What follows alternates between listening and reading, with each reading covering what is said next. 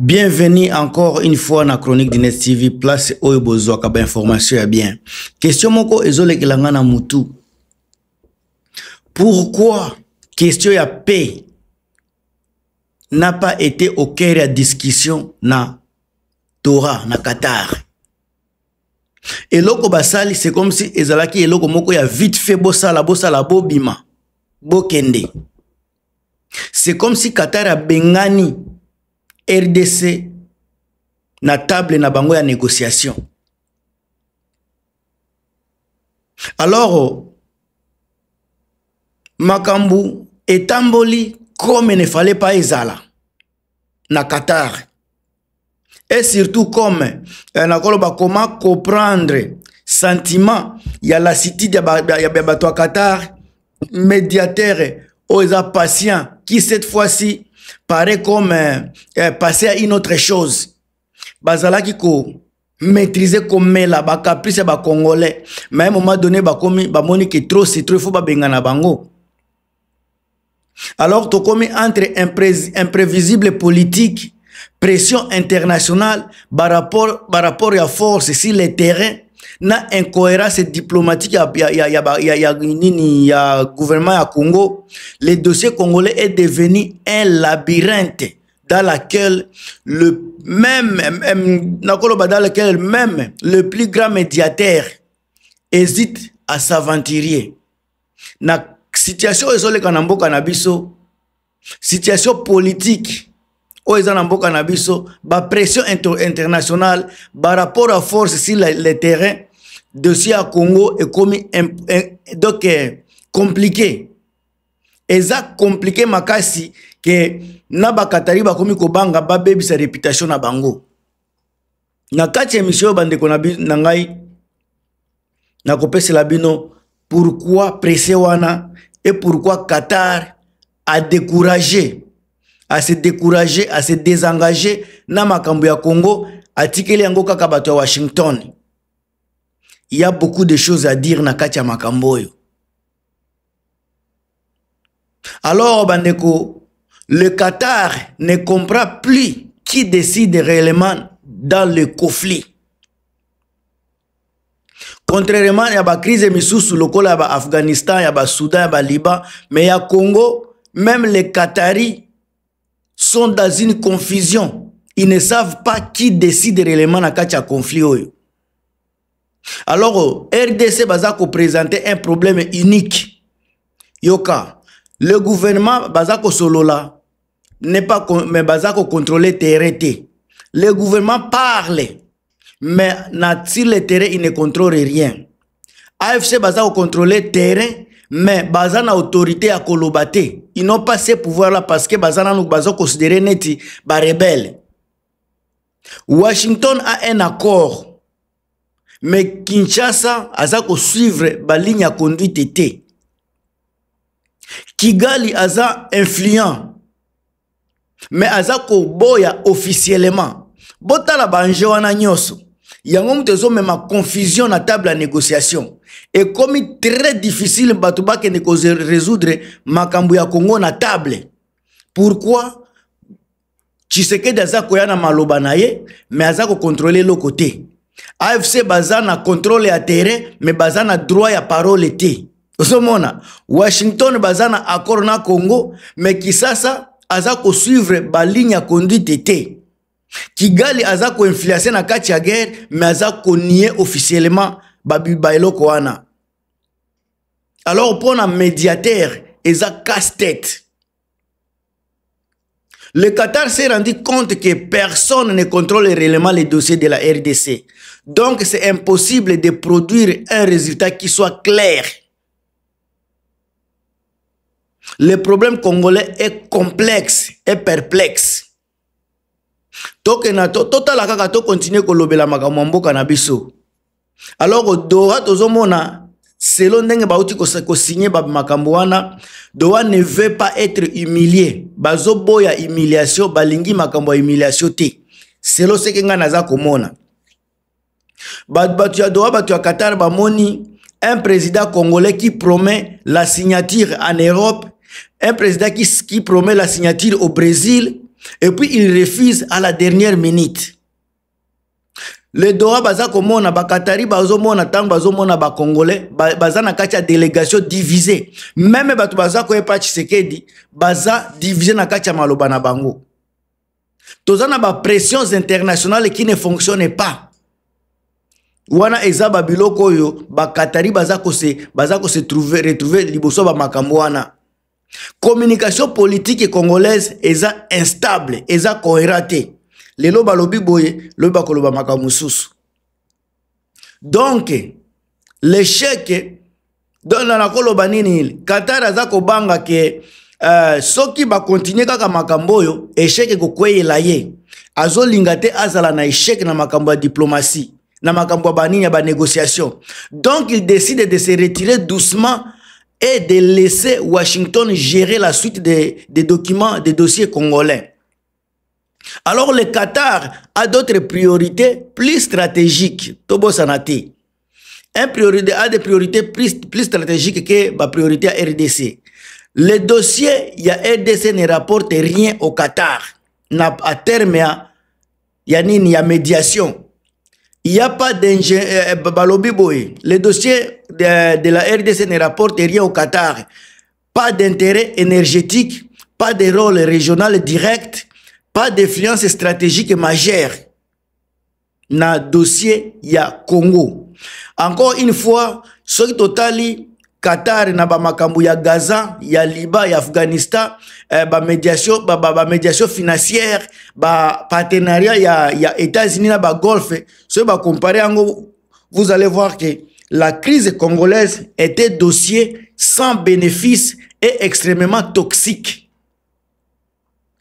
Tant que tu as comparé la crise oyo, ba Qatar, ba traita, ya Gaza, ya Liban, ya Afghanistan, ba médiation financière, ba partenaire États-Unis, ba Golfe, comparé à RDC, comparé à cela, donc la crise congolaise était un dossier qui n'est pas bénéficiaire et extrêmement toxique. Un dossier qui est toxique. Alors, tu as Qatar, bango basi bamoni déjà batimbeli makambo bamoni vision de loin bazomona ki makambo yo ezako salir bango ezako honorer bango te par rapport à ba dossier misusu o bango batretaka et puis bazako se retrouver na quantité bakozala na bénéfice direct na quantité. Alors les Congolais eux-mêmes ne présentent plus un front cohérent na makambo na bango ya Congo. Le Qatar a été surpris par makambo ebele. Il y a des divisions internes encore une fois. Na katia ba délégation kuna na délégation Tshisekedi, il y avait des divisions entre bango. Ceux qui baza 6, 3 bazolo ba makamu mususu, 3 bazalo ba makamu mususu. Entre bango bazako se contredire. Il y avait eu des contre-ordres. Donc, ordre bango bazako batindi bango pe bazako ya contredire makamu mususu. Donc, il n'était pas préparé pour na makamboyo. Soit Tshisekedi envoyait des personnes qui n'étaient pas compétentes ou bien qui n'avaient pas le mandat de traiter les dossiers. Alors, ce sont des choses où il faut koye baka. Également, banini ba déclaration contradictoire. Balobi boy na Qatar, so batu bake na Kisasa, balobi makamu mususu. Toutes ces choses-là n'ont pas permis ya batu ya Doha ko s'asseoir bien pour na ko résoudre la crise ya Congo. Yango bomoni ba milongoli bango moko. Alors il y a également le manque de vision commune même au sein du gouvernement. Donc na kacha gouvernement wana ba délégation gouvernement, il n'y a pas une vision commune. Il n'y a aucune vision entre bango. Ce sont des gens qui n'étaient pas préparés. Alors, un médiateur ne peut pas forcer la paix à des acteurs qui ne savent pas ce qu'ils veulent communiquer. C'est pire et simple.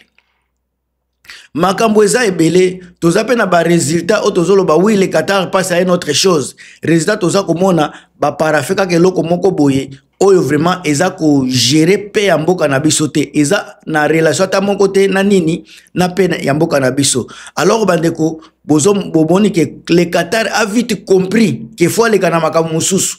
Le Qatar a vite compris que makambo ba congolais eza complexe.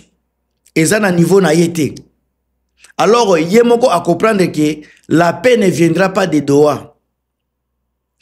Na yemoko pia bato Qatar beko comprendre que la clé ya makambo na biso eza na Washington parce que bango nde baza ko forcer makambo. Alors bazo komona ba acteurs militaires AFC M23 devront être inclus na kati ya makambo oyo ya nini ya dossier Washington. Et puis baza komona lisusu ke Tshisekedi est imprévisible. Makambo bamoni na si soki ba si négociation ya Doha bamoni ke makambo ya cohérence ezate tout est imprévu, tout est à l'improvisation. On ne sait pas ce qu'il va dire aujourd'hui, si ça sera ça va être cohérent avec ce qu'il va dire demain. Alors le dossier ya Congo et c'est très complexe pour un seul médiateur. Donc pour ngai nazomona ke ba tu ya Qatar basal déjà makambo na bango sika batiki makambo et que na maboko ya bato misusu. Donc Doha s'est transformé à une étape protocolaire. Makambo ya Doha sous négociation te ezalaki étape protocolaire parce que objectif ezalaki kozwa décision ya kimia oyo bazuite bazolo ba dossier ezako continuer o ezaka ba mesure moko boye bazako kozwa. Alors, pas un lieu où la crise congolaise sera résoudre. Donc, ils ont compris que le Qatar n'est pas un lieu où la crise congolaise sera résolue. Donc, c'est ça la réalité. Le Qatar est fatigué, oui, parce que la crise congolaise est trop compliquée, trop politisée et trop instable. Il préfère laisser Washington et Bruxelles gérer, car Qatar ne peut rien imposer à ces gens-là. Makambu ya koloba bandeko nanga eza ebele na makambo yo. Une chose est vraie bandeko na pesi la bino eloko moko awa avana sukisa. La paix n'a pas été le sujet central na Qatar. Ça, c'est la vérité. Il faut boyeba. C'était eloko moko ya important. Mais comme le temps était déjà fini pour na batu ya Qatar, ils étaient obligés à kosala eloko moko ya mbangu kolakisa quand même kolave image na bango. Donc, ce qui totali bien tokoloba Doha etikala jamais kozala sommet à paix, mais sommet à gestion ya crise. Officiellement, Doha devait servir à encadrer le processus, pas à résoudre les conflits. Les grandes puissances comme l'Union européenne, États-Unis, ont privilégié un agenda qui est technique. Les engagements humanitaires, les mécanismes de suivi, les garanties diplomatiques minimum, par exemple, pas la question centrale et la paix dans l'Est. Ça, c'est l'oko batikaki. Alors, makambo ya kolobela sujet oyo eza vraiment ebele nazanangwawa comme l'État ne me permet pas de faire beaucoup de détails ici le point ici na kopesa la bino très prochainement, mais en tout cas bozala wana bozala scotché bozala patient parce na kopesa bino ba détails ebele na katia makambo oyo parce que les Washington balingi ba stabiliser région pour protéger ba intérêt na bango géostratégique, balingi ba empêcher un embrasement entre le Rwanda et la RDC, balingi pe ko intégrer ba groupe réellement influent sur le terrain na katia ba makambo na bango nyoso. Alors Tshisekedi azako linga akima azako éviter de paraître faible, azolinga bimakaka mutu ya makasi devant l'opinion congolaise, azolinga te ba AFC ba s'intégrer na makambo ya mboka azape kolingate image na ya ki président ezala net forcé si l'échiquier international. Alors yango bozomona aucun avancée réel même après Qatar bokomona makambo kozala kaka ya likolo. Alors soki botali pe makambo ya Kigali na AFC, ils n'ont pas été forcés à s'engager publiquement parce que aucun document n'a exigé par exemple le cessez-le-feu véritable, aucun document n'a exigé le retrait immédiat, aucun document a exigé des calendriers d'intégration, aucun document a exigé les mécanismes de démobilisation crédibles. Donc il n'y a rien. Donc les rapports des forces militaires restent les mêmes. AFC va contrôler toujours la position à Bango. Kinshasa n'a pas de solution militaire et les parrains internationaux attendent la signature pour aller plus loin. Mais pour le moment, signature est zati.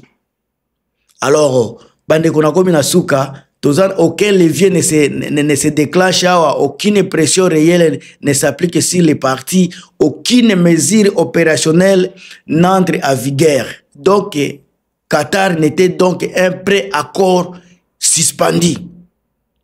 Vous partagez, vous commentez, bande konanga, on est ensemble.